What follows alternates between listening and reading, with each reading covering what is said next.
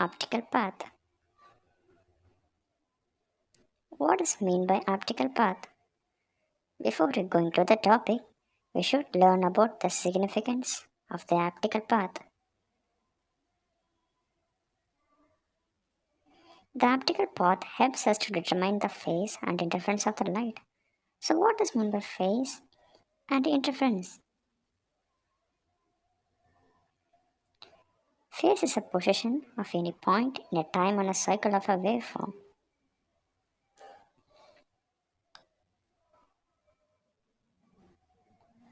In this picture, the wave 2 lags 90 degrees from wave 1.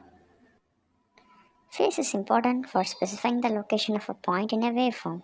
In this picture, the wave 2 lags 90 degrees from the wave 1.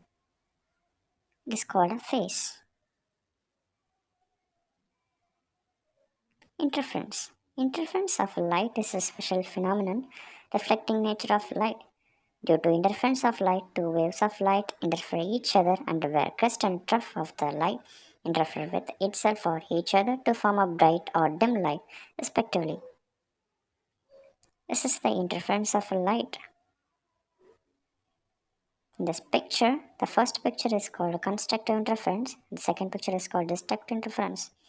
First picture gives bright light, and second picture gives dark light. So, what is an optical path? The path that the light ray follows as it passes through an optical medium or system is often called as an optical path. A distance which in a vacuum would contain the same number of wavelengths as the actual path taken by the ray light. For example, consider two light rays in which one passes through the vacuum and other passes through an optical medium. We know that the speed of light in medium is slower than the speed of light in vacuum, but they are equal according to the path and distance.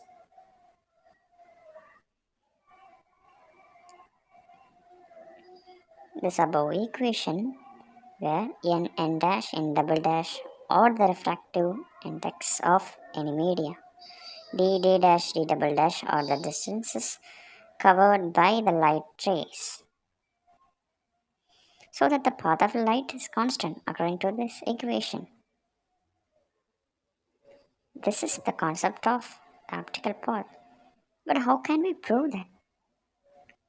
Let us consider distance equation, where d is equal to vt, velocity multiplies distance. According to the refractive index formula, n is equal to c by v. v is equal to c by n. Substitute into the distance equation, we get d is equal to c by nt. So it can be written as nt is equal to ct, where ct is constant. So nt is also constant.